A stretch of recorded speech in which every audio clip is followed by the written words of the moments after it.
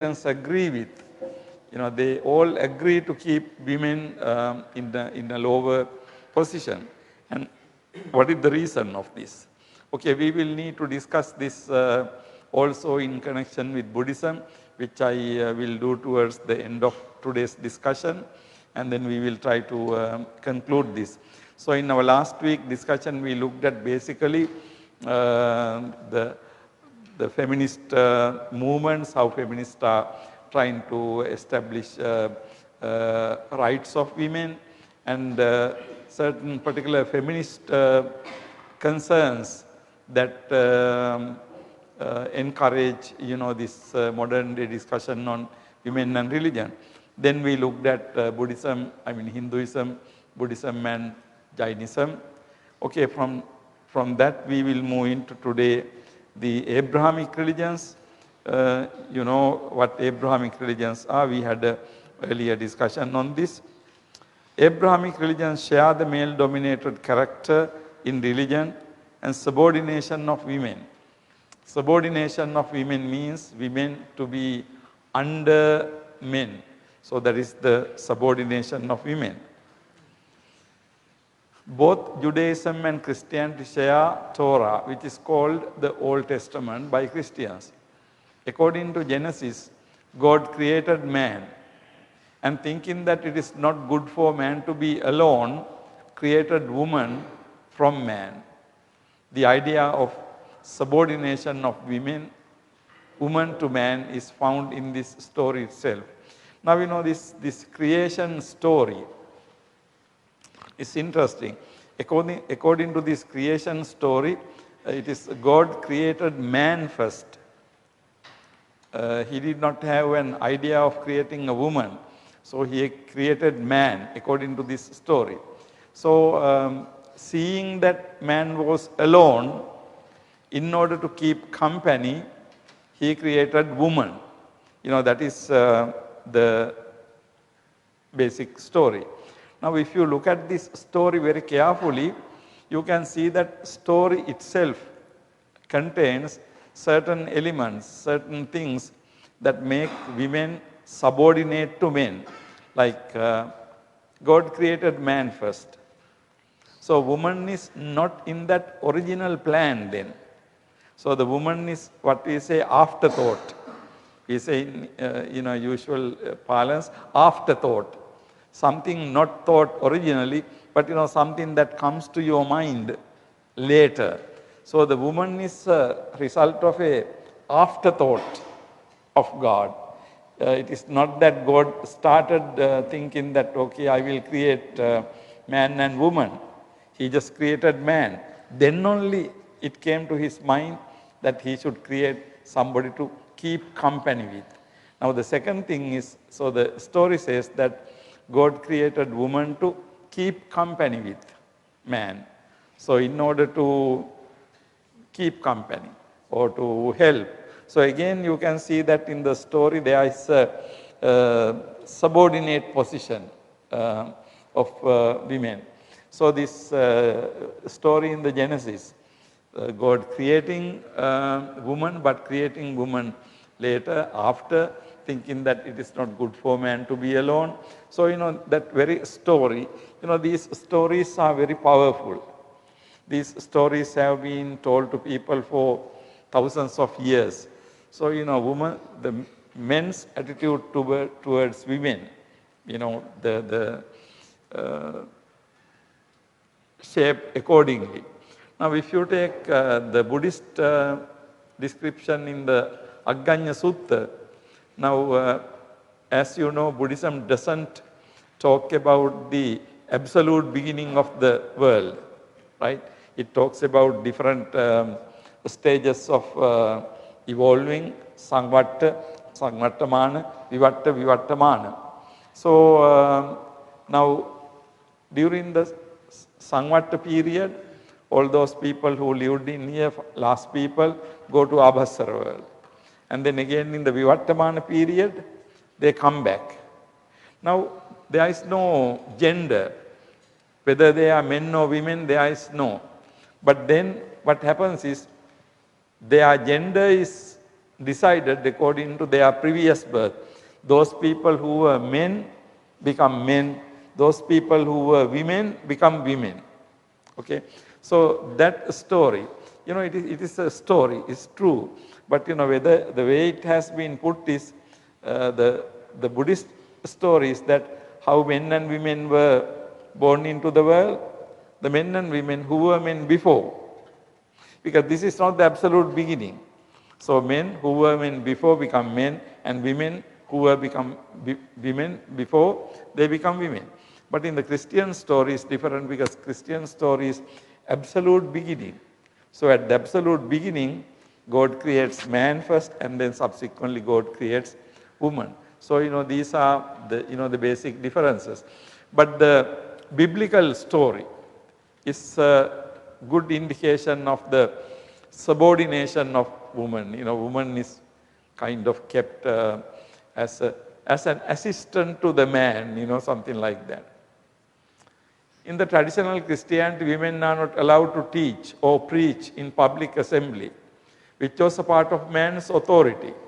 In Roman Catholicism, Eastern and Oriental Orthodox churches, women cannot be priests or deacons. Now, if you look at the Christian religion, you have Roman Catholicism, Eastern Orthodox, Oriental Orthodox. These are the certain, and then also Protestant churches. Now, in Roman Catholicism, usually in these religious traditions, women are not allowed to teach. They can't preach in public assembly, which was a part of man's authority. So teaching and preaching was considered to be the man's work, the male priest's work. So therefore, the women were prohibited from that. So woman can't become a teacher. Woman can't become a public preacher. Now they preach in the church. So church preaching is basically done by the man, not by woman. So this is the Christian position. And not only that, in Roman Catholicism, Eastern and Oriental Orthodox churches, women cannot be priests or deacons. Women can't be a priest. Now, in the Christian tradition, a priest means a priest gets God authority. Ordain. We use the word ordain. Ordaining means really receiving the authority. Now, in English language, sometimes we use the same term to ordination or ordaining for the monks. But actually that doesn't make sense, because you are not getting any divine authority when you become a bhikkhu. So this English word, although we have to use English language, we are using that term. But if you look at the real meaning of the term, Buddhist monks cannot be ordained. Okay? Because ordination or ordain mean you get the divine authority. Now this divine authority vested only in man. So the Christian priest can pardon your sins because of that divine authority. But usually women are not allowed to that. But more recently in the Protestant churches, now women have been appointed to be priests. But not in Roman Catholic, Eastern Orthodox or Oriental Orthodox churches. So Protestant churches, as I discussed with you the other day, it started in the 16th century with Martin Luther. So, so some Protestant churches have women as priests. But Roman Catholic churches, they don't have women as priests. So this is basically the difference.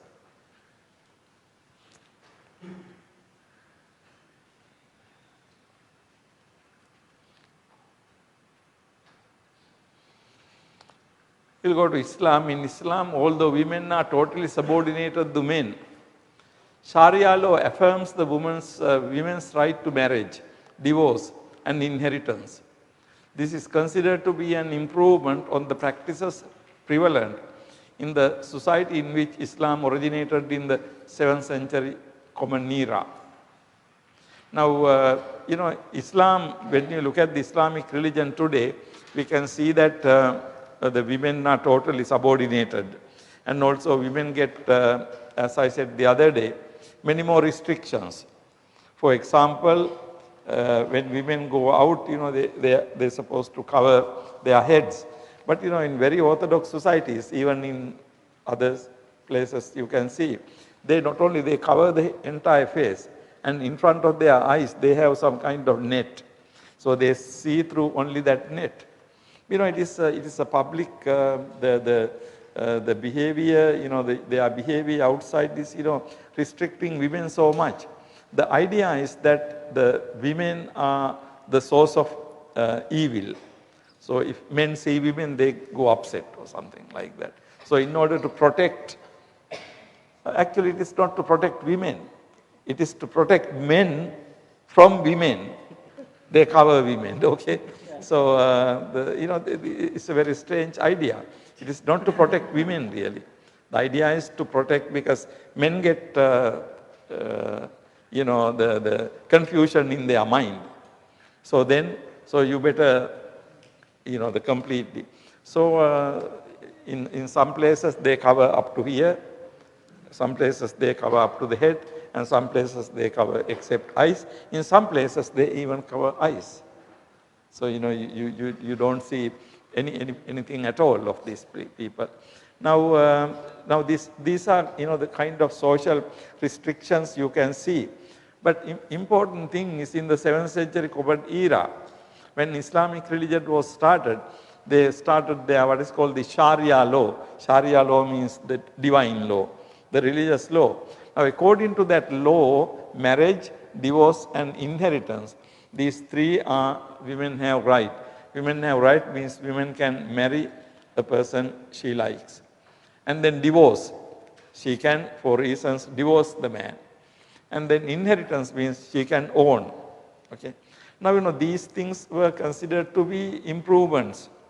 Now, if you look at carefully, sometimes European tradition, Western tradition was not developed during that period up to this point. Actually, in the, some of the Western tradition, Western countries, women could even get a credit card only about 30 to 40 years ago. Up to that point, they can't even get a credit card. They can't own a business. They don't have inheritance in the Western America and England, other countries. So, if you look at it from that point of view, you can see that Islamic law was much progressive. So the woman can own her property, woman can divorce, and then woman can marry. But the interesting thing is, although the law says this, but in the practice, how it was practiced is, the problematic. Because in these societies, the practice has been problematic. Now, some people want to say that, look, religion is really great, but, only because of, the cultural practices of different countries and different societies are the ones that restrict women. But, the religious organization condone these things. Now, for example, divorce. Technically in Sharia law, a woman can divorce a man. But, man can divorce a woman much easier. They have this word called talat. You can just say 3 times that word. That's all. The woman is divorced. You say that word 3 times. The woman is considered to be divorced. Now, that in the usual civil law, if you want to divorce a man or woman, it is a legal process. Very often legal process is not very easy. It takes time. But in the Islamic tradition, it is a matter of man saying that word 3 times in front of your woman, and marriage is dissolved.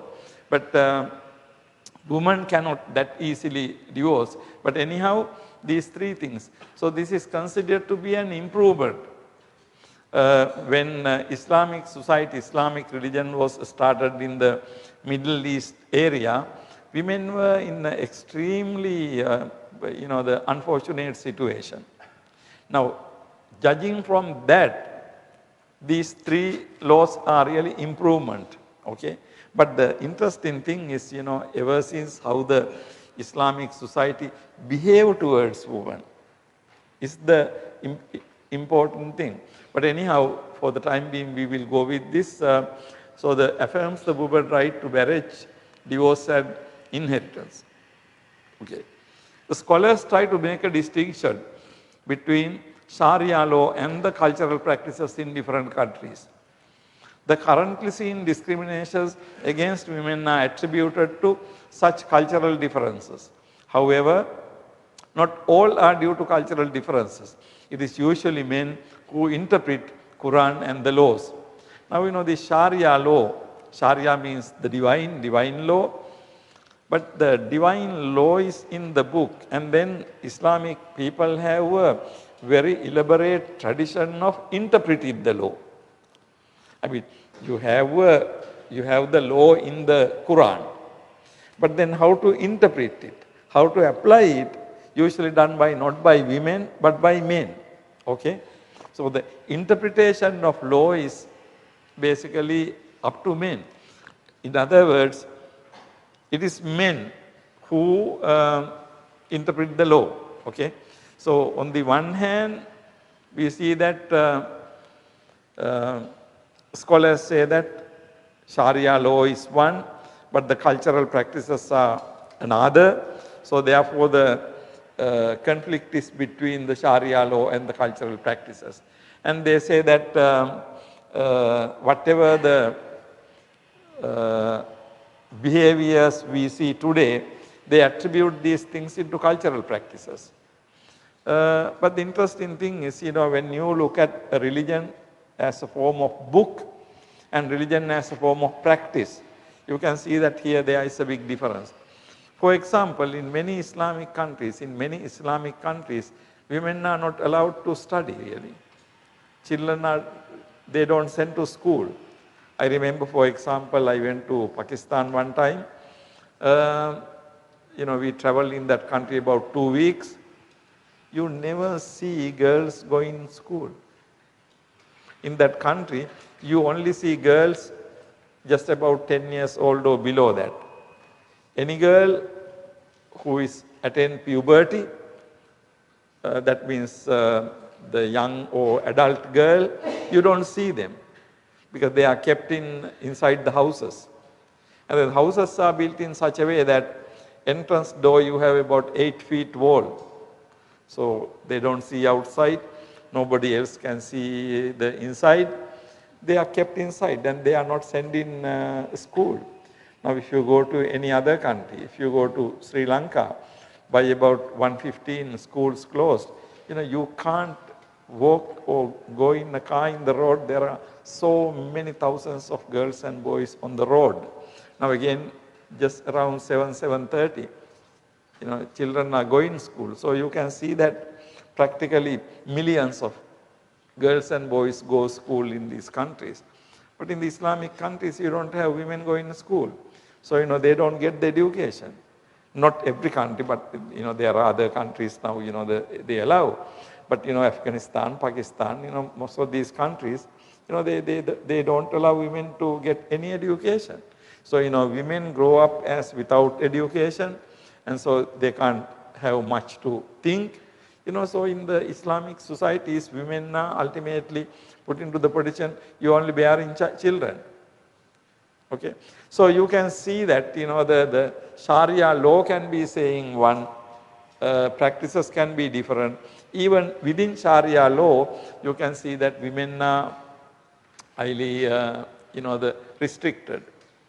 So the currently seen discriminations against women are attributed to such cultural differences. However, not all are due to cultural differences. It is usually men who interpret the Quran and the laws. So you can't say everything is because of cultural differences. Because even those things, they justify based on Quran.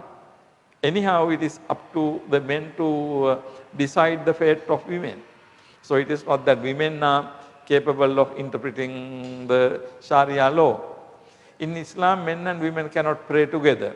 Now, in the mosque, the men and women can't be praying together. They are separated. Women are not permitted to pray during their menstruation, labor and pregnancy. And particularly, the women are not allowed to pray in their menstruation or when they are pregnant or when they are labor, means in the process of giving birth to children, right after giving birth to children. In these occasions, so this idea of physical uncleanliness. That's again is, supported by different religions. Now, Islamic religion, of course, supports that. To my knowledge, in Christianity, Roman Catholicism or Judaism, I don't think, Judaism I don't know really, but in Roman Catholic religion, Christianity, you don't have this discrimination, on the ground that, women are not clean at menstruation and, things like that. But basically, you can see Islamic thinking also has that. Polygamy, which was rampant in the pre-Islamic society, polygamy means having more than one woman, was limited to 4 women under Islam. So, we know that under Islam, a man can marry 4 women, okay, up to 4. This too is provided that the husband has means to treat all his wives equally. Like, the man can marry up to 4 women, provided that that man can, treat each woman equally.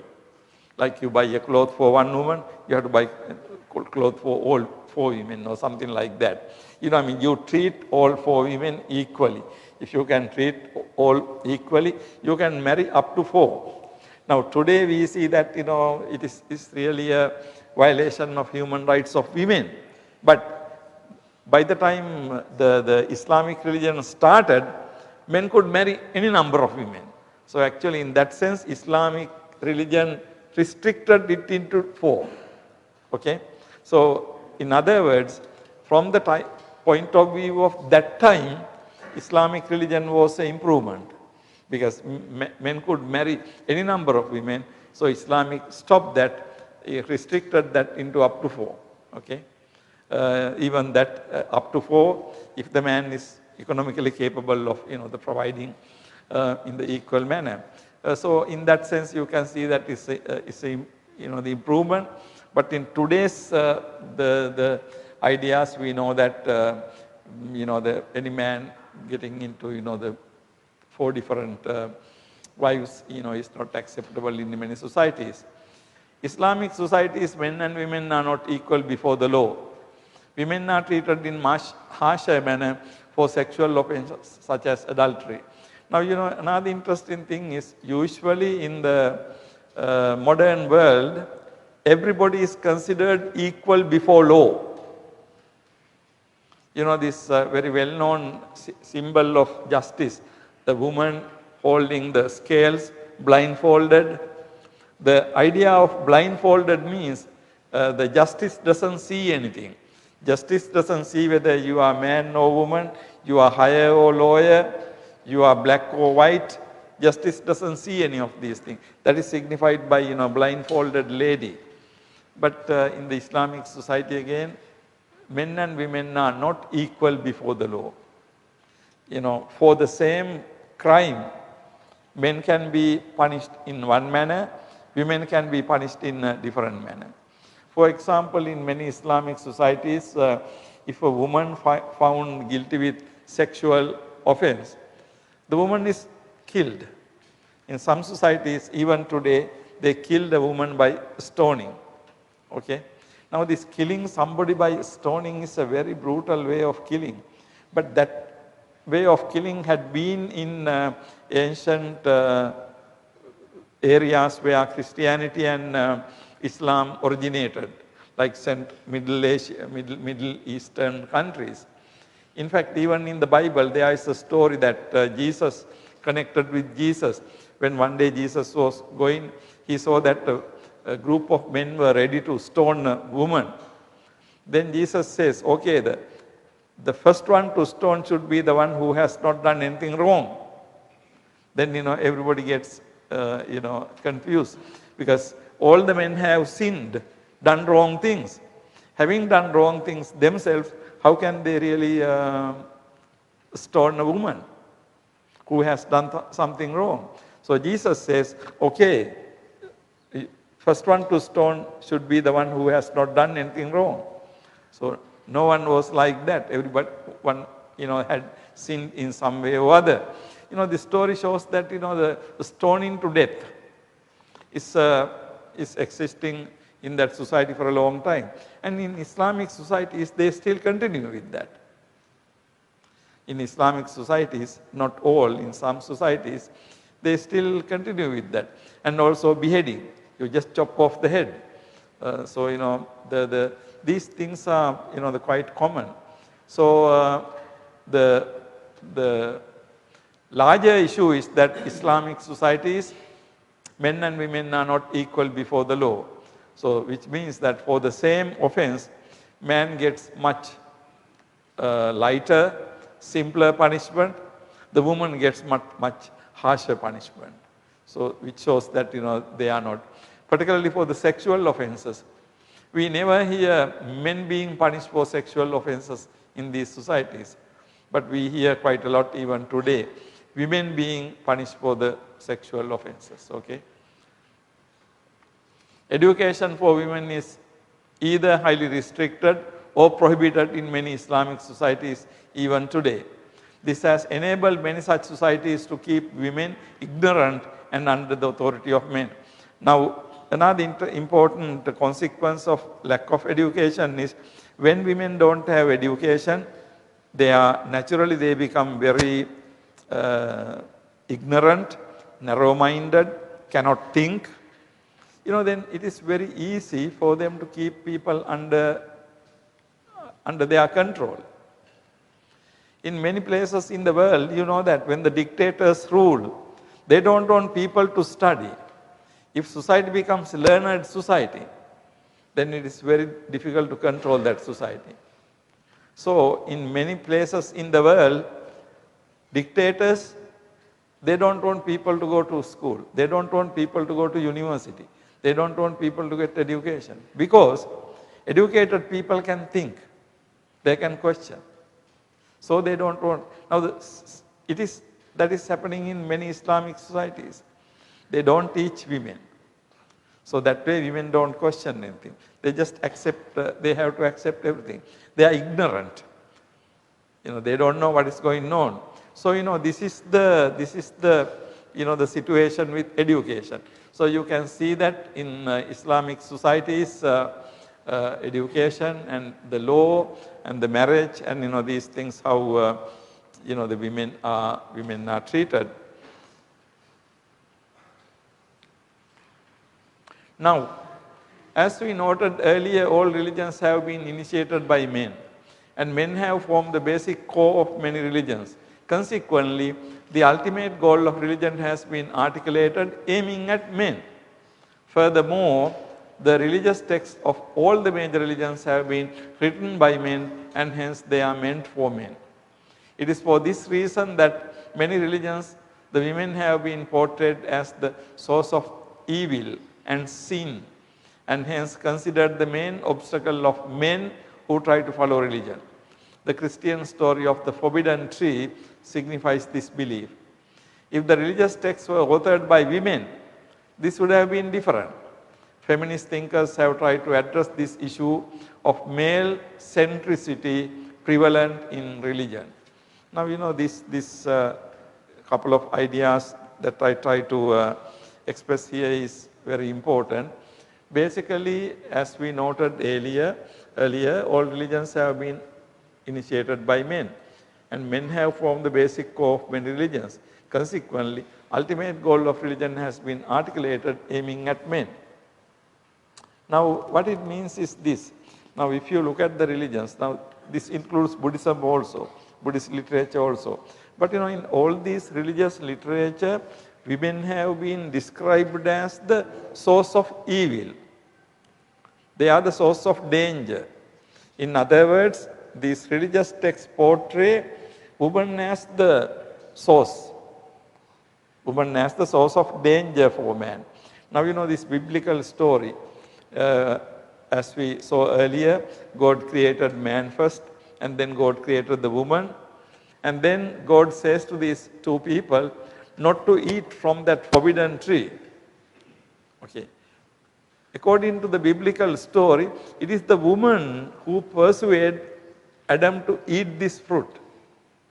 So once Adam eats the forbidden fruit, you know, he started seeing things differently. Now in this story, it is the woman who gets man to do that. So actually this story signifies that it is a woman who leads man in the wrong way. Man who leads man astray. This idea is again. Now how this idea has come. How is it how has this idea come? Is something we need to think. Why do all religions say this? Now, all religions say, the problem is with women.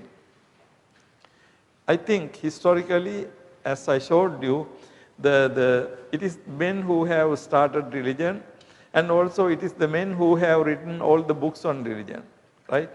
Now, initially, basically, you can see that the religion comes to us from man's point of view. Okay? So it comes from man's point of view.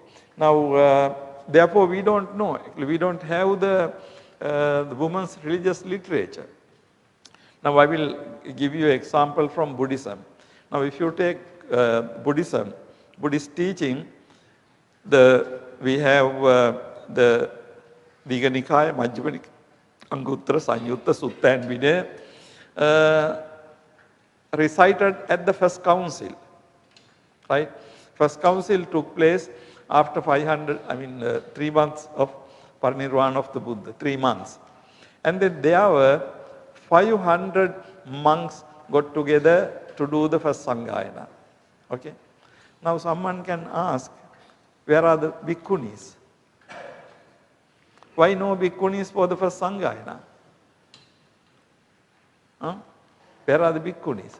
Why only bhikkhus got together, 500? No bhikkhunis, okay? Now, when you look at the discourses, you can see that discourses, of course, have Therigatha we have, and then in the Sanyutta Nikaya, Bhikkhuni Sanyutta is there. So, there are some sections. But overall, if you look at the Dhamma, you can see that the emphasis is on men or the bhikkhus to achieve the nirvana, not to bhikkhunis. Is that because Buddha did not teach anything to bhikkhunis, or is that because what the Buddha taught to bhikkhunis is not recorded? Now what is the situation? Now Buddha on the one hand started bhikkhu sasana, and then subsequently Buddha started the sasana for bhikkhunis. Now Buddha started sasana for bhikkhunis could mean that Buddha must have taught Dhamma to the bhikkhunis. But then the question is, where is that Dhamma? Where are these discourses? Where are these discourses? What did the Buddha say to the bhikkhunis? Buddha must have said many things to the bhikkhunis, but where are they? For example, in the Mahaparinibbana Sutta, there is a story. Buddha was close to attain parinirvana, and then Venerable Ananda asked from the Buddha, how should they behave towards women? Venerable Ananda asked from the Buddha, how should they behave towards women? Then Buddha says, what does Buddha say? Adassanang Ananda. Don't look at them. Okay. And then Buddha says, if they look at them, don't talk to them. If they talk to us, be very mindful. Okay. Now this is the story. Now the important thing is this. Suppose, just for the sake of, suppose bhikkhunis ask from the Buddha, how should we behave towards monks? Then what would be the answer? Adassanam. Isn't it? Don't look at them. If they look at you, don't talk to them. If they talk to you, establish your mind. Can't it be like that? What do you think? Because we don't have that. We don't have such a discourse. So we don't know whether women ask, whether the bhikkhunis ask that same question from the Buddha. Because bhikkhus asked that question, Buddha said, don't look at them. Don't talk to them. Establish your mindfulness. But I think it is not only for the bhikkhunis. Bhikkhus. It's also applicable to the bhikkhunis. If the bhikkhuni asks the same question from the Buddha, I think Buddha would have given the same answer, isn't it? Yes. What do you think? Because Now, the story looks like, only you have to be careful about women. But, if you really understand the teaching of the Buddha, both men and women both want to attain nirvana. Okay? Both men and women want to attain nirvana. Now, as a man, you have your desire. You have your biggest desire for women. As a woman, you have biggest desire for men. So, you have to get rid of that desire in order to attain nirvana. Right? That is the idea. So, it is very rational that, women keep away from men and men keep away from women in order to attain nirvana. But the interesting thing is, maybe because it is only men, only arahant who are men did the first Sanghayana, there is nothing that Buddha taught, nothing much. Of course, there are certain things, but not much Buddha taught to bhikkhunis or Buddha taught about women. Now, someone can ask the question, why? Why the nuns were, bhikkhunis were not participating in the first Sanghayana? Where were the bhikkhunis? Why were they not? Because we can say that, a lot of things Buddha taught to women, we don't have. Right? Because they were not recorded. Because there were no nuns. Why no nuns? Suppose first Sanghayana had both monks and nuns together. Or suppose nuns got together separately and had their Sutra Pitaka separately. Then there will be a lot of suttas Buddha taught to Mahapajapati Gotami. There will be a lot of suttas Buddha taught to Patachara and Kisa Gotami and Yasodhara and many other nuns. But we don't have any records of those discourses. Okay? Now, one reason is we don't know what the Buddha taught. So actually, the interesting thing is in Buddhism, if you take Buddhism, one position is we can say, no, Buddha did not talk anything about women, Buddha taught only to men. That is one position. The other position is Buddha taught women, but they have been not recorded. What do you think is the reasonable position here? Can we think that Buddha did not teach anything to bhikkhunis? Now, according to the Vinaya, there is a position called Bhikkhuno Vadaka, Bhikkhuni or Vadaka. So, the monks are, senior monks are expected to go and teach the Dhamma to bhikkhunis, right? And then in the Vinaya, there are also qualifications mentioned.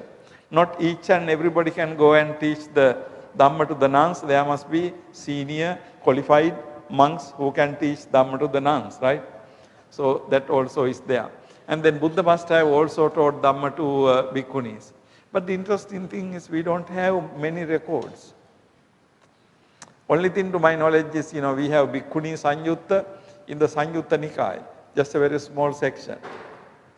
But what about all the other discourses Buddha must have taught?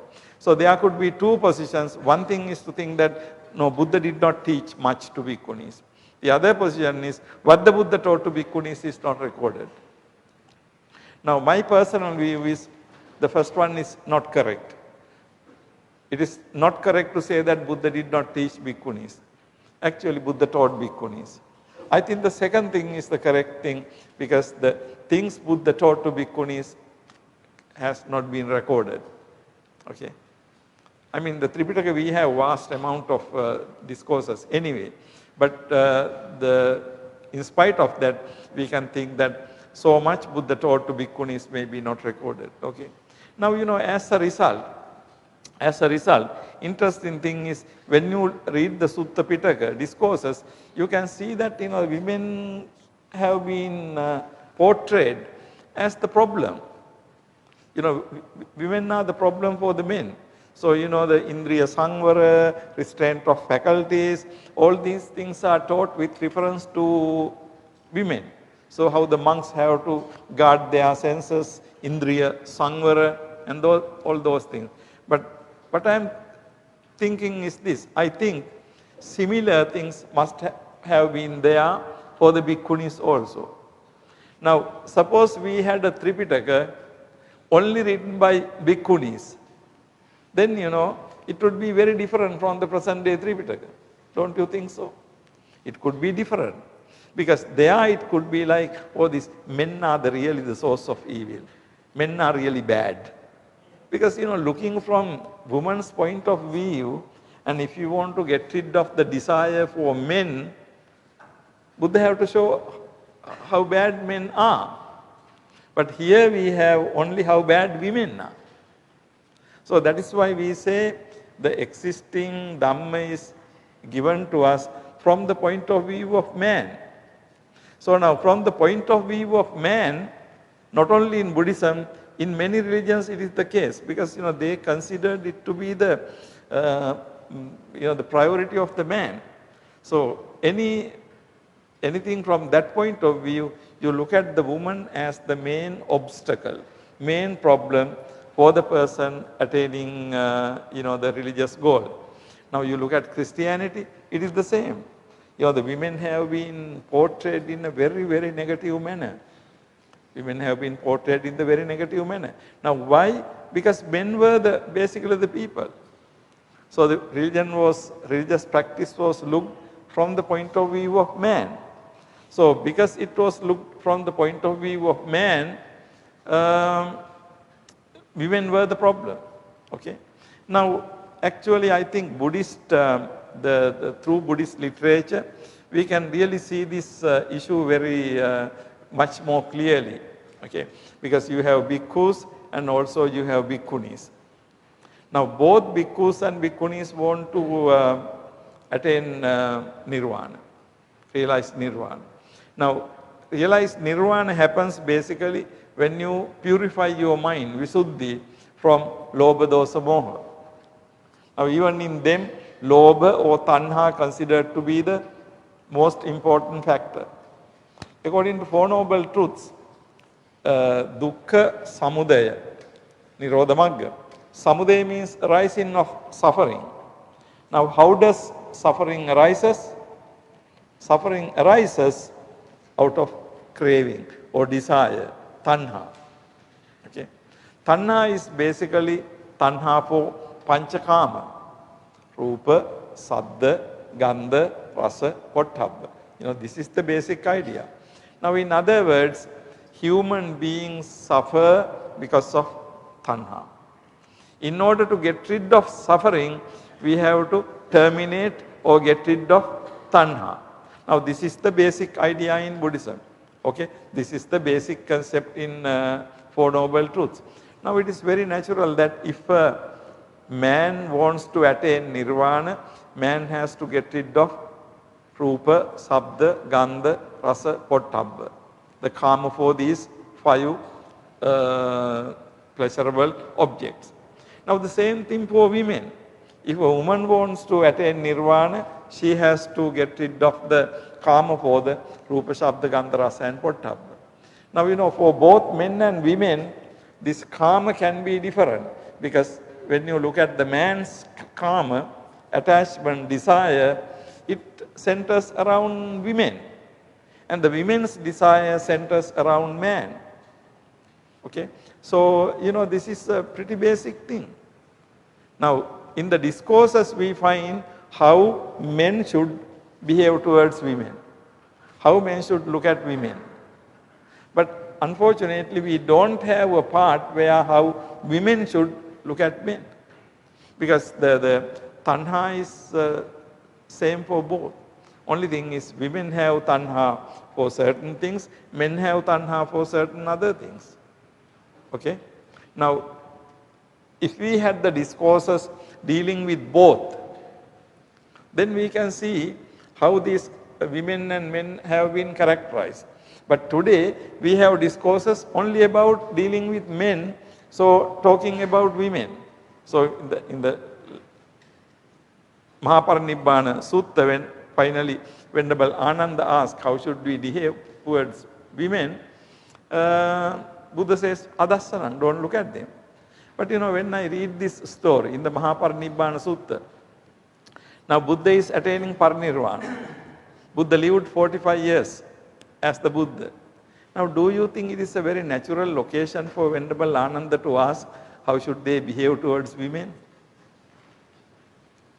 Now 45 years, how did they behave anyway? Now Buddha is attaining parinirvana, isn't it? Now, why did Venerable Ananda wait 45 years to ask this question?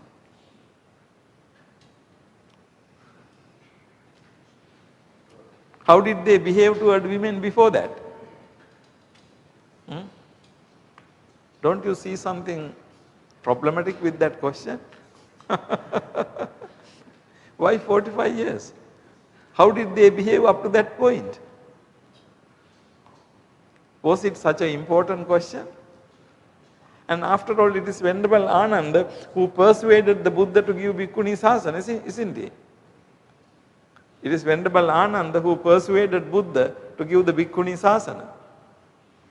Then after all these things, Venerable Ananda asked him from the Buddha, how should we behave towards women?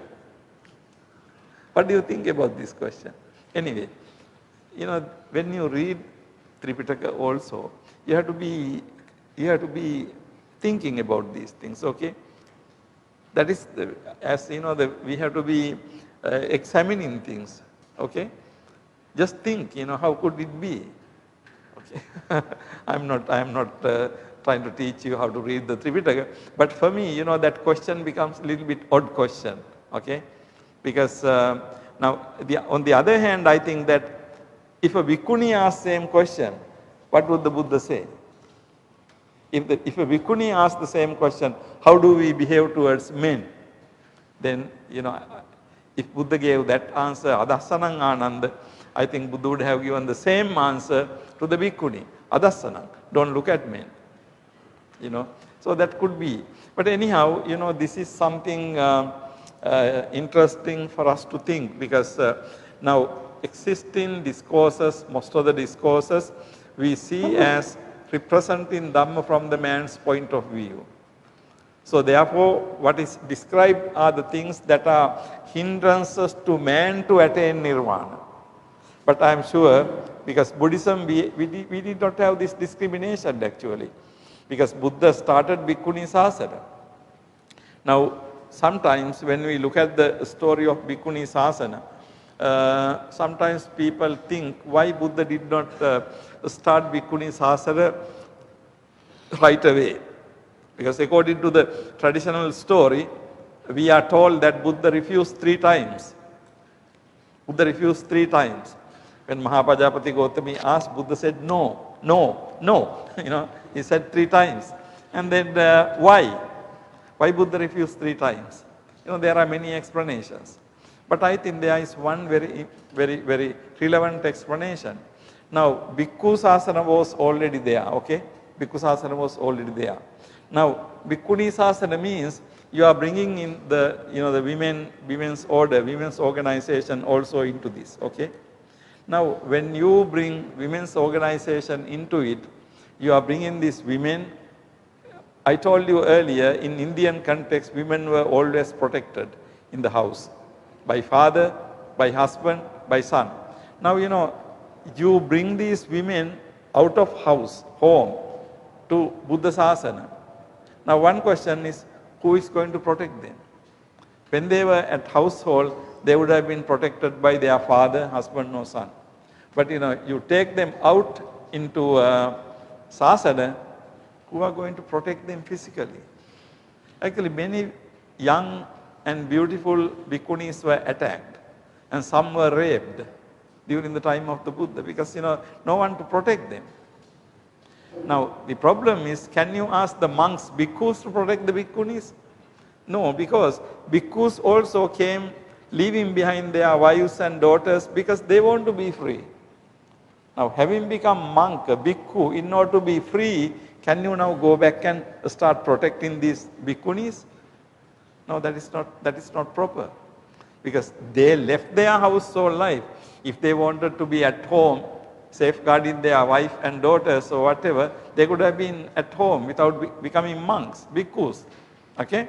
So, but more than that, even more important thing is, when you start the bhikkhuni order or bringing in bhikkhunis to the sasana, there is a basic, very fundamental problem there. The basic fundamental problem is, the men have become bhikkhus in order to get rid of the desire. Now women are also becoming bhikkhunis in order to get rid of that desire. How can you put these two groups together? How can you put these two groups together? Because men came from home because they could not do that at home. So they came to a different the environment. But then women also coming out of home because they wanted to have a different environment. But ultimately you put two groups together. And we know that there were problems. Actually after the Bhikkhuni Sasana started, started having problems. Some bhikkhunis started doing their usual household work, washing monks' clothes and cleaning the monks' rooms and stuff like that. So finally, the bhikkhunis started playing the same sex roles they used to play at home. So the problems started. So therefore, what I am trying to tell you is this. On the one hand, when you look at the religions, you can see that in the religions, usually the point of view is men's point of view. Okay. Now, in Buddhism, I try to explain to you, we don't get much of the woman's point of view because the Tripitaka we have is the council recited by the monks. If we had a bhikkhunis version also, we could have had some different suttas taught by the Buddha. But in the history there are no records. We don't know whether really bhikkhunis got together and had a different sanghayana or not. We don't know. But we can imagine. We can imagine that there could be some discourses that the Buddha taught Dhamma to the bhikkhunis. Naturally, Buddha would have put the more emphasis on the bhikkhunis aspect, and then they would have talked about how to avoid men in their, the practice. Now we have discourses how to avoid women in the practice, but we don't have anything much about how should women behave. Okay. Now this there are some other problems also, historical problems and all these things. But basically, in Buddhism. But if you take Christianity and Islam and Judaism and also Hinduism and other religions, you can see that women were really kept aside and not being included in. Now, for example, if you take Jainism, according to Jainism, a woman cannot really become a siddha. Okay. Now, according to Buddhism, of course, Buddha has not said that. In the later Buddhist tradition, there is a belief that a woman cannot become a Buddha, right? But that belief is not found in the Tripitaka, but maybe it is found in the commentaries. It says that women cannot become Buddha. But in Buddhism, woman can become an Arahant. Okay. Now, actually the difference between Buddha and Arahant is really in a sense, I am not saying Buddha and Arahant are the same, but Buddha is also an Arahant. Okay. Buddha is also an Arahant. You must not forget that. We started Viso Bhagava Arahant. And also Buddha is an Arahant. Actually, I remember in Charyapitaka commentary, Charyapitaka commentary very clearly said that there is no difference between Buddha and Arahant by their Arahanthood. Of course, there can be other differences. There can be other differences, but there is no difference in Arahanthood. So in that sense, both Buddha is an Arahant, Arahanta Arahants. Okay. Now in Buddhism, a woman does not have a problem. Not only men, also women can become Arahant. But in Jainism, it is different. According to Jainism, a woman cannot become a Siddha. Okay. So ultimately, woman has to be born as a man in order to, And then in Brahmanism, it's also very similar. I think I referred to it last week in my discussion. According to some Brahmanic traditions, they say that woman doesn't have to do anything else to go to heaven other than serving the husband. So, which means that she doesn't need a religious life at all actually. She can be just at home and, taking care of her husband and, that is enough for her to go to heaven. So, in different religions you can see that, in different manner this has been looked at. It is for this reason that in many religions women have been portrayed as the source of evil and sin. Hence considered the main obstacle of men who try to follow the religion. The Christian story, so you already know. If the religious texts were authored by women, this would have been different. Feminist thinkers have tried to address this issue of male centricity prevalent in religion. Or they use the word male centricity, or also feminist thinkers have noticed that religious literature has been presented from male point of view. Okay? So the language itself is male oriented. Now in some religious, feminist thinkers talk about what is called something called sex neutral language. That means existing language is given always from the masculine point of view. For example, everything is written in he, not she. So now there is a move to, for some time, some scholars have tried to develop some kind of sex neutral language. Of course, such a language is used among our day-to-day English usage and usage in some other languages. But basically, they have tried to develop or pre-translate the religious texts like Bible in sex neutral language. That means it doesn't refer to either man or woman. Okay? Because there has been a lot of research going on in this direction, because male domination in religion has been very dominant and persistent factor, which is seen in religion, which is seen in religious literature, which is seen in religious practices, and everything. Now historically this has happened, but what is the justification of that? So now today's many societies seem to be thinking that there is no justification for that. But I am just try to bring into your attention this particular aspect of religious literature. Now in Buddhism, as in all other religions, women have been kept in a lower position and are portrayed as weak, dishonest, and leading men astray. Some of these characterizations are due to the influence of the general Indian culture which is found in Jataka literature. The other instances are due to the possibility that the existing discourses recorded by monks view women from a male soteriological point of view. It would, however, be interesting to know that the Buddha may have taught women, bhikkhunis and upasikas, and the instruction given to them.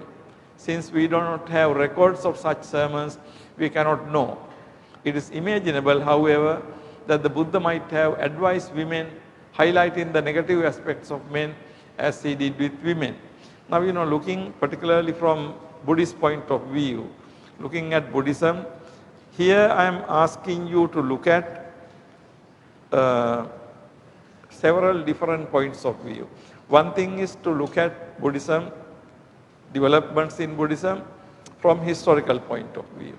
The other thing is look at this problem from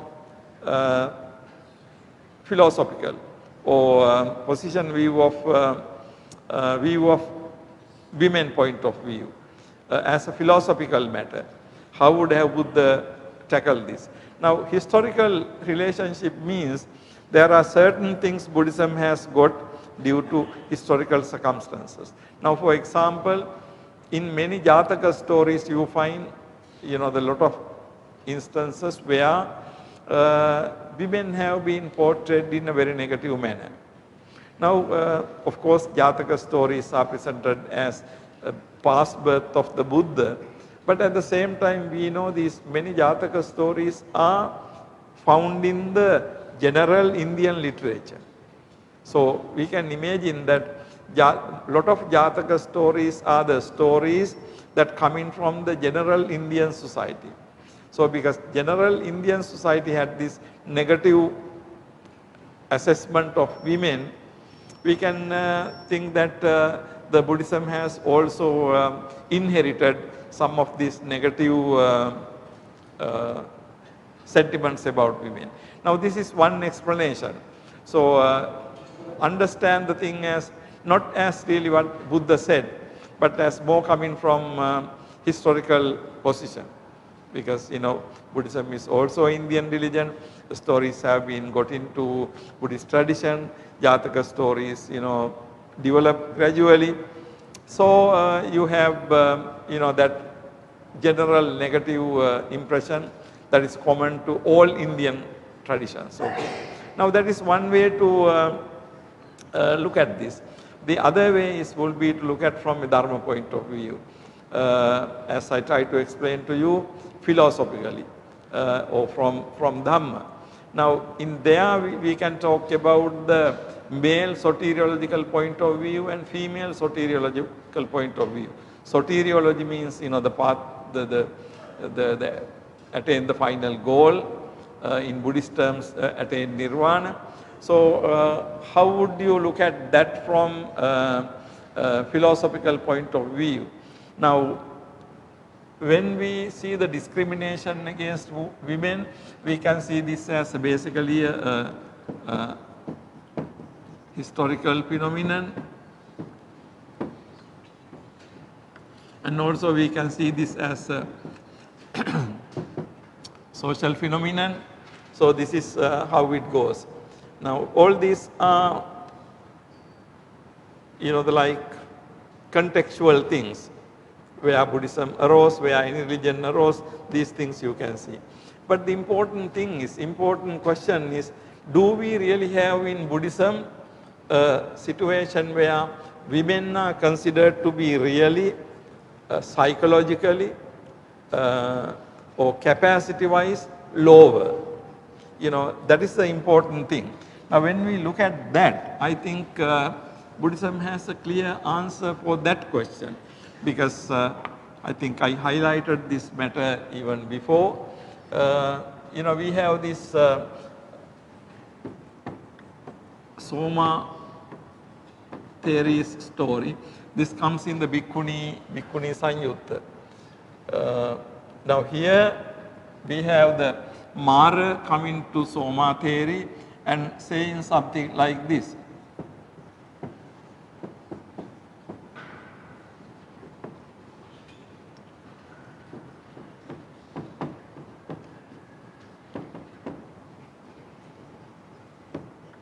Yantang isihi pattabbang thanang durabhi sambhavan na tang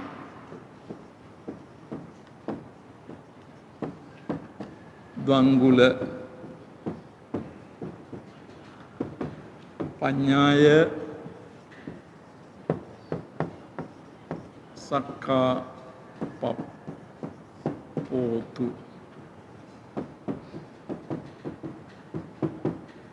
Mithya. Now this is what Mara says according to this sutta. Yantang isihi pattabbang thanang durabi sambhavam. Isihi pattabbang. It should be attained by great seers, great sages. Thanang durabi sambhavam. It is not very easy at all to attain. Natang dvangula panyaya, how can you with 2 inches knowledge? The woman's knowledge is, the traditional belief is like 2 inches long. For some reason or other, they have this. This is a kind of derogatory statement with the 2 inches long. Sakka pappotu mithya. So how can woman attain a position that is usually attained by very high intelligent sages? A woman who has only 2 inches knowledge, how can a woman attain this? Now this is the question has been put into the mouth of Mara. Okay? But then this is the general belief. People believe that women don't have much intelligence. Now as I told you, when women were deprived of education, you deprive somebody of education, then those people can't think. So naturally they look like foolish.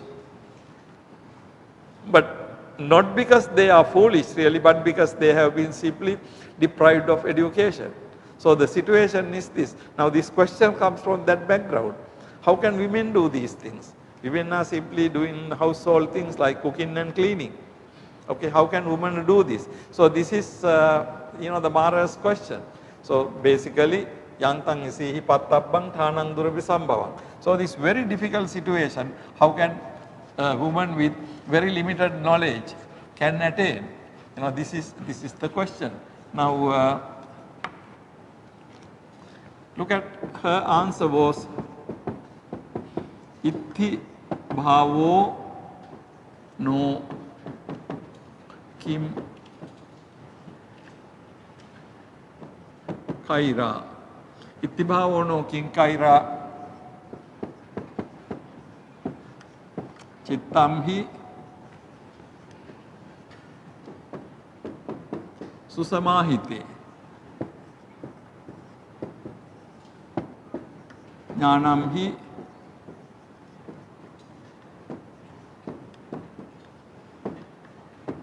vattamanam hi samma dhammam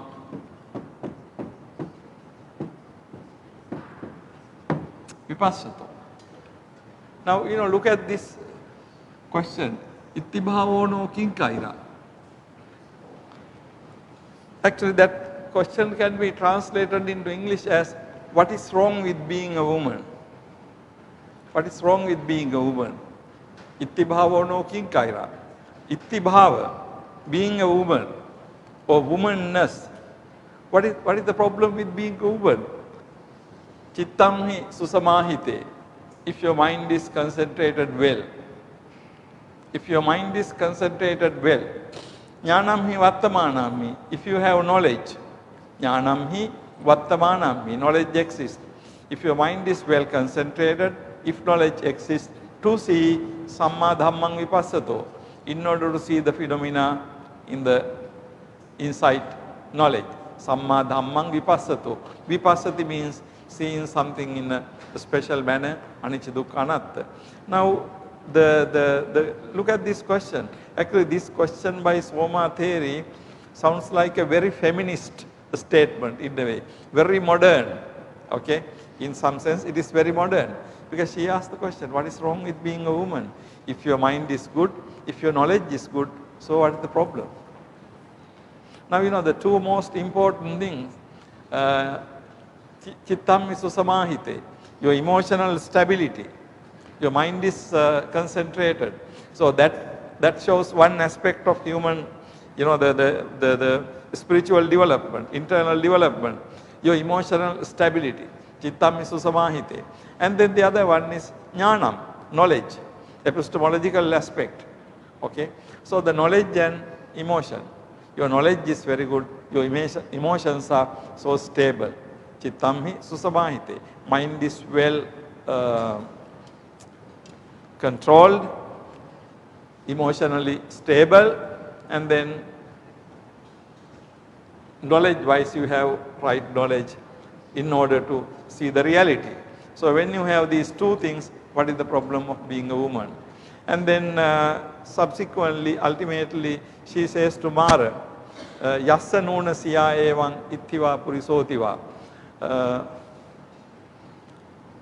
Anyway, she says to Mara, to whomever, if it occurs that I am a man or I am a woman, that person deserves to be advised by the Mara. Now what is it? If a person thinks that I am a man or I am a woman, that person needs to be or deserves to be advised by the Mara means that person has got completely wrong view. Now wrong view is even if you think that you are a man or you are a woman. Now ultimately the Buddhist position is, our topic for this discussion is religion and women. Actually according to Buddhism, both being a man and being a woman, both these things have to be transcended. If you think that you are a low person because you are a woman, that is wrong. In the same manner, if somebody thinks that you are such a higher person because you are a man, that is also wrong. So on the one hand, here when we talk about religion, actual religion and especially feminists try to show that the women are capable of doing everything as men or even greater than men. Now on the other hand, men basically think that other way around. But so according to Buddhism, actually these both ways. If a man feels pride, arrogant about being a man, if a woman feels down about being a woman, or if a woman feels that she is such a great, man feels he is so great. Either way, any kind of thinking based on gender, whether you are a man or whether you are a woman, ultimately is not in accordance with Buddhism. Okay, now the Buddhist position is this. On the one hand, we are talking about the women have been kept subordinated to men. So men have been put in a higher position, women in a lower position. Then we are trying to put men and women both in an equal position. Okay? But ultimately, the idea is that both femininity and masculinity, both these ideas have to be given up. Okay? Now, the current situation is we have, in men we say masculinity, and women we have femininity.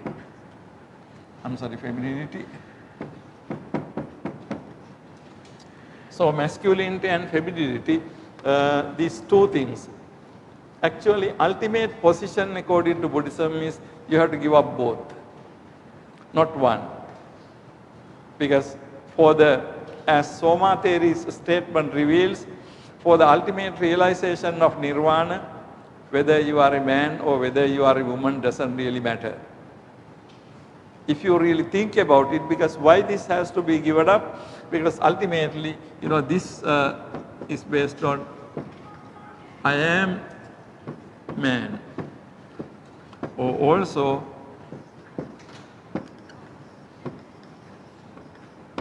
I am woman. Now, either way, if you have this as I am a man or I am a woman, now what is this? Now, according to Buddhist analysis, this is actually what is called ahankara, right? And then you have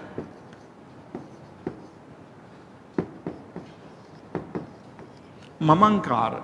What are these ahankara and mamankara? At what stage your ahankara will be gone in the path? Ahankara. Now, if you take Sanjojana, Sakkaya Ditti, Vichikicha, Silabbata Paramas, Sakkaya Ditti. Sakkaya Ditti is actually, that is a Sanjojana that goes at the level of Sotapanna, right? So, Ahankara and Mamankara. Ahankara means I making. Mamankara means mind making. Mama means my. Ahang means I. So, so long as you make I, then you make mine. When you have I, then you have my. Now, Buddha says that both Ahankara and Mamankara are wrong. Whether you have Ahankara and Mamankara as a man, or whether you have Ahankara and Mamankara as woman, either way, this idea is wrong. So ultimately, the interesting thing is the Buddhist answer to this question, not really bringing the woman into the level of men. Okay? Ultimately, both men and women to give up their gender identities. Okay? So it is no longer man is looking as I am a man, or woman looking as I am a woman. So you give up those things. Ultimately, when you become an arahant is not really, you can say, in his mind or her mind, neither man nor woman. because your identity as man or woman is gone. Okay. Now, that is a very high situation, high position, where you really renounce the concepts of ideas of both genders. Okay. So, now looking at our discussion, religion and women, I wanted to do this discussion with you basically because the situation in religions as practiced today, we can see that there is a big difference between men and women. Okay.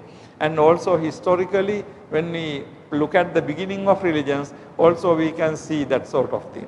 As I said, all religions have been started by men, and the men have been the main people, and so on and so forth.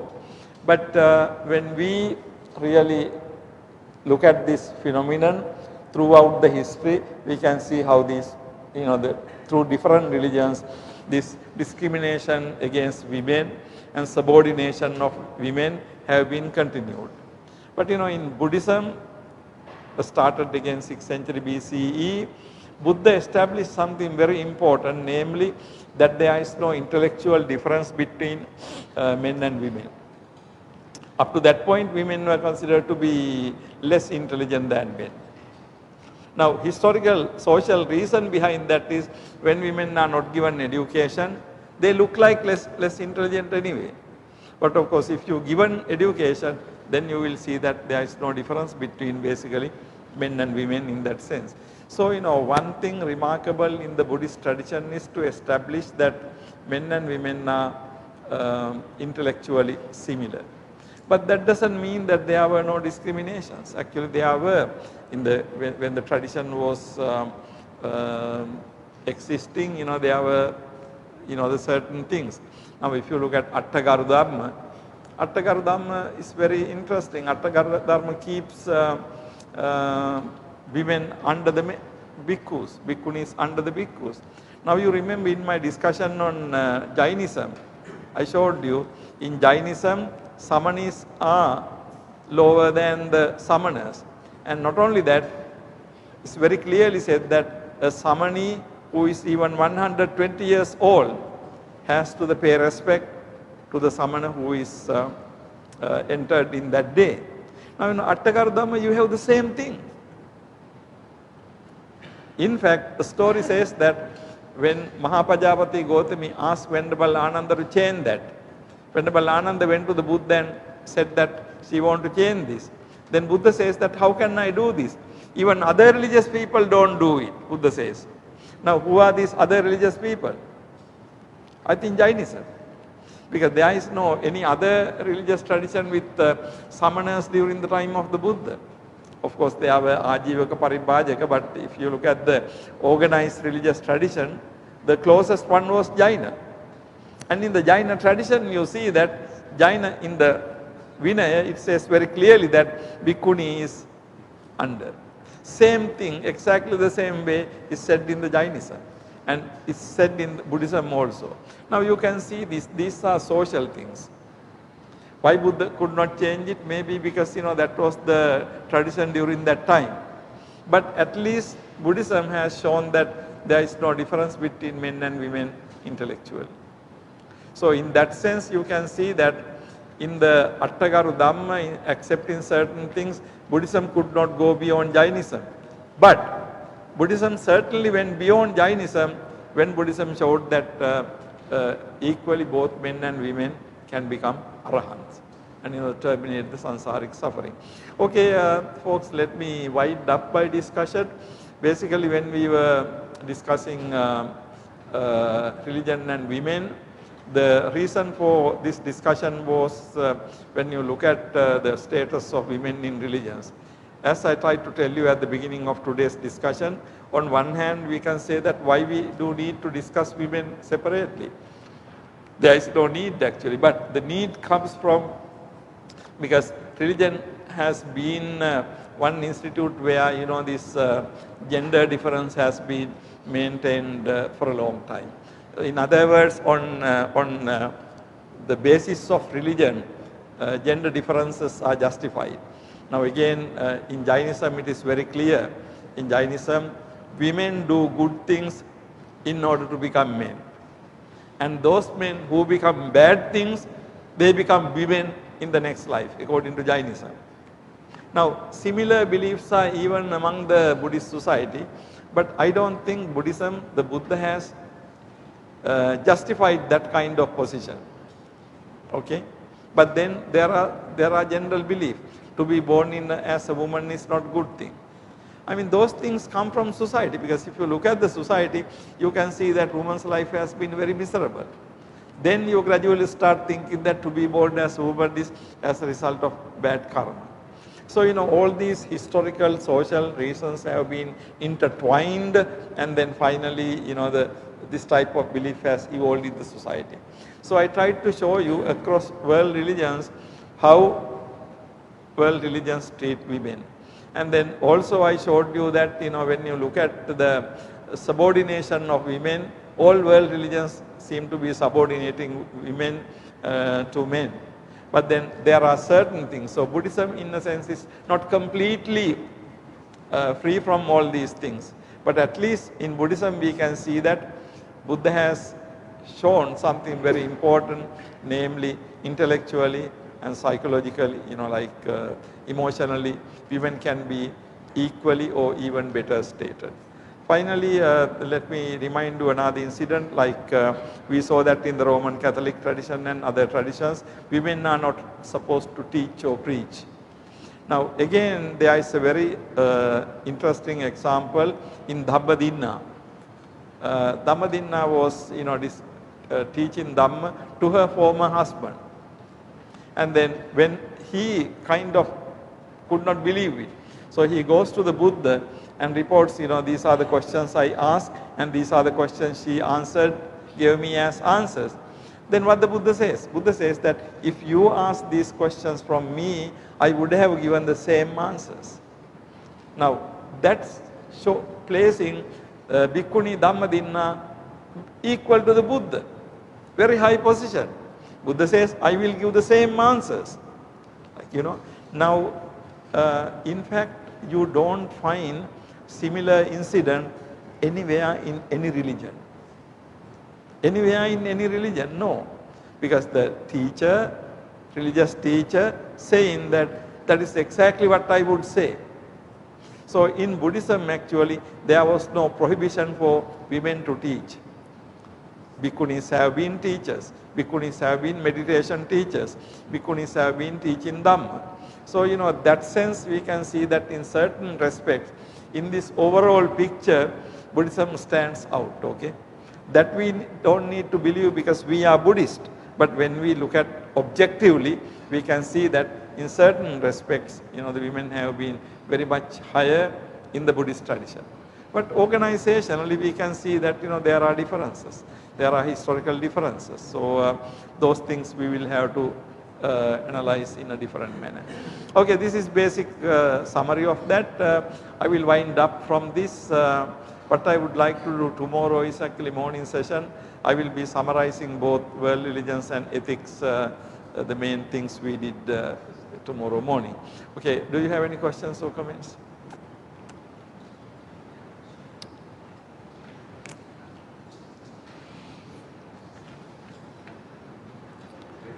Yes, sir. Go ahead. According to human life, women can be religious leader. Now, according to this, women cannot be the religious leader. Why? No, women, not that women cannot be religious teacher, but in the history we don't have religious teachers. That doesn't mean that if a woman anybody can start a religion, now you can start really. So it's no problem. But in the history, we don't see religious teachers. Now, of course, that's a historical thing. Why in different traditions there were no religious teachers? Because in the ancient world, it was basically male-dominated society. Men were the people who had the education, who had the thinking ability. That is why. So it is a historical thing. It doesn't mean that woman cannot be a religious teacher. It doesn't mean that. What I said is that women were not religious teachers. There were no women religious teachers. That's a historical thing. Not really human right or anything, somebody prevented it or nothing like that. Simply because the historical situation in the ancient world is such that, women were kept under. So, they didn't come up with any kind of innovative ideas. But today it is different, right? In the world, women are lecturers, professors, leaders, prime ministers, presidents, and all these things. So, it's different. Yeah. Yes, yes. Finally, a question from a woman. Okay, go ahead.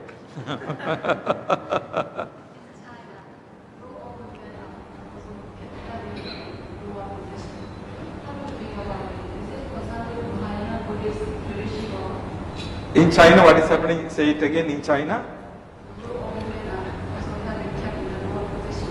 Which one? Uh-huh.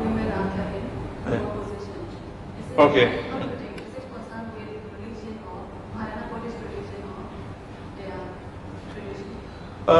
Yeah, okay, thank you. Actually, in China, in Southeast Asia, China, Japan, and Korea, the main ideology is Confucianism. Okay, so the society is Confucian. In the Confucian society, women are very, very behind the men and very subdued.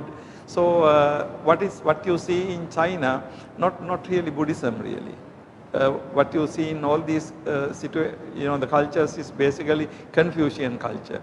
Even though mainland China was under communism, Confucian thinking is very strong even today. Now, that is common for Japan, that is even more common for country like Korea. That's why, in Japanese culture, you see always, when women talking or laughing, they do like this. Because they are not supposed to be laughing with open mouth. So, every time they do like this. Now, that comes from Confucianism. They are not supposed to talk loud. They are not supposed to talk, retort when your father or when your brother or when your husband is talking. Now, all these things are basically Confucian ethics. Okay, so in Chinese society, that's a good question. Chinese society, you have this Confucian influence very, very high. Okay, now of course, what the Buddhist tradition did was reduce these conditions. Now, India, the same thing with the Brahmins, but under Buddhist tradition, it was the society was created with women could flourish. But that's within very limits, within Buddhist tradition only. Because today you can see that India has not changed much because of Buddhism. Ultimately, Buddhism disappeared from India. So India is the same old India even today, right? But if you take countries like, say, Myanmar, or even Sri Lanka, you take Myanmar, actually situation of women in Myanmar in many sense, better than Islamic countries and better than some of the Western countries. And in the Western countries, they were struggling to get inheritance and these things. In the Burmese society, women can own things. Women have their own inheritance. So you can see in some sense, in the Buddhist societies, women were better off. But that doesn't mean again women were really completely free or something. No, they always were a little below. Particularly in the Myanmar also, if you look at the public positions, all held by men, not women. But on the other hand, woman is a powerful person in the family. Man is also below woman in the family. So, woman has a domain where woman can be very in the Buddhist tradition. Okay. So, it depends on. Like in China, of course, I would consider, because even the authoritative Marxist rule could not change China. Because after Mao Zedong and after relaxing the situation, it is very Confucian today. You can see that, you see. So I remember, when Mao Zedong was alive, there was a very, very huge, the campaign against Confucius. When I first saw as a small, 15, 16 years old, long time ago, I thought this Confucius must be some political leader who is living now. That's why they are fighting against. But to see that Confucius lived 6th century BCE, but in their writings, Mao Zedong the referring to Confucius as the enemy. So I thought this enemy must be still living, but to see that he was this very ancient Confucius really. So China, Japan, Korea, these countries have to be, the situation has to be understood with reference to Confucianism much more than anything else, okay? Okay. Yes, sir. Go ahead. As you said in your original time, there are a few records connected with the Vietnamese in Tibet. Yeah, you told two reasons. One reason is the Buddha maybe to talk about connected with the Vietnamese. Another thing is they can't record about it. So how can you say like that because they come to record connected with the Vietnamese? It is one question. In the current stage in Myanmar, some of the monks, especially women, they don't want to allow to do establish labor organization. If they deny to establish labor organization, how should we explain to be allowed to do establish labor organization by coding or by getting evidence from the literature? To answering your question, first question, why we don't have what the Buddha taught to bhikkhunis, and I suggested that we don't have a Sanghayana conducted by bhikkhunis, okay? Now, we know that the first Sanghayana bhikkhunis were not included. It was done only by the Arahant monks, okay, bhikkhus. Now, my idea comes from, when you look at the Bhikkhuni Sasana, like Buddha taught to bhikkhus, Buddha must have taught so much to the bhikkhunis. Okay? Now, why those things are not mentioned? Particularly when you look at, because when you look at from the Dhamma, many things are said from the point of view of Dhamma, I mean the bhikkhuni, point of view of the bhikkhu. Okay? Now, what about the similar things? Like my example from Mahaparinibbana Sutta. Buddha, when the Ananda asks how should we behave towards women, Buddha says don't look at them. Okay. But then what about the women? What about the bhikkhunis? Don't they have the same problem? I mean, if they ask how should we behave towards bhikkhus, then what would the Buddha say? Buddha could have said the same thing, don't look at them, don't talk to them, something like that. So my actually observation is only what I think, simply because we don't have so much recorded things about the bhikkhunis, I think some those things about bhikkhunis were not recorded. And then if they had their own Sanghayana, perhaps we can think that they would have had something to say about them. Okay, so what I said is basically historically what I think to be the case. Okay. But I can't prove it. I can't say really no. The Buddha really said these things to bhikkhunis, but nobody recorded or anything. But simply because we don't have, bhikkhunis were underrepresented. They were not represented. So it's natural that many things Buddha said to bhikkhunis were not recorded. Okay. So the point is, like when somebody looks from outside, you can always see that Buddha is talking in terms of bhikkhus, in terms of men. And women to be the bad people. But women are bad in the sense bad for the liberation of men. Okay? But men can be bad for the liberation of women, isn't it? So it goes both ways. Now, what we find in the Dhamma is only the bhikkhu's point of view. That is why I think, there must have been some literature, but nothing recorded. Okay. Number two, actually the Bhikkhuni Sasana, establishing Bhikkhuni Sasana is a problem in all Theravada countries, including Sri Lanka. But then in Sri Lanka, what happened was, about 15-20 years ago, I think 1986, they established a Bhikkhuni Sasana, but that is a combination of Mahayana and Theravada. Because initially they got Upasampada from Mahayana, and then they got again Upasampada from Theravada monks. So initial thing is not 100% Theravada. It is 50% Mahayana, 50% Theravada, okay? Now, ever since those nuns, bhikkhunis have been given the bhikkhuni ordination, so gradually it is becoming Theravada, okay? But the initially you can say it is Mahayana and Theravada, both. So there is a venerable traditional argument. Traditional argument is the monks, bhikkhus say that in order to establish Bhikkhuni Sasana, there must be the Buddha.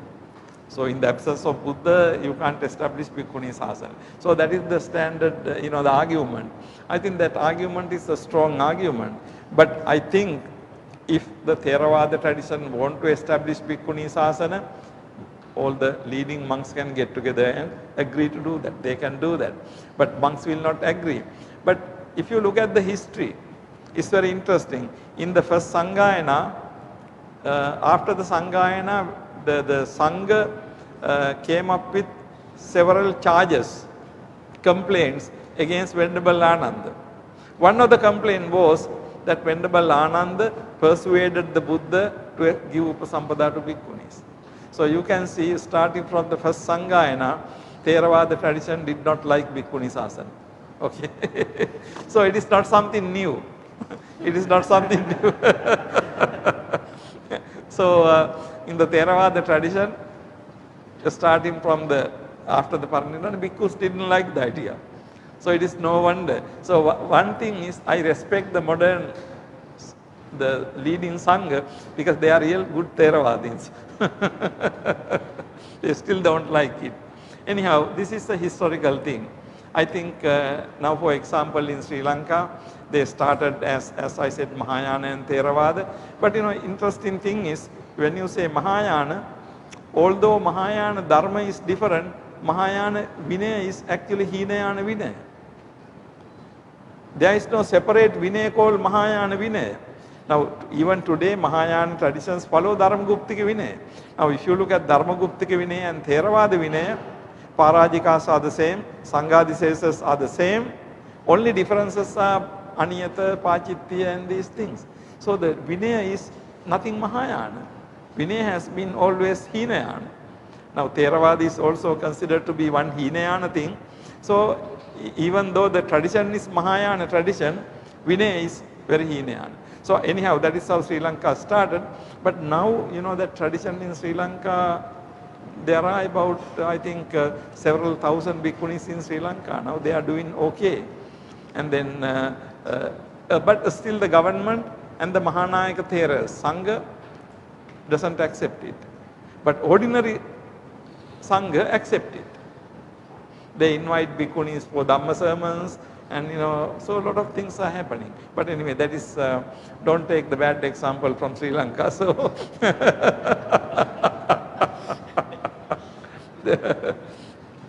okay.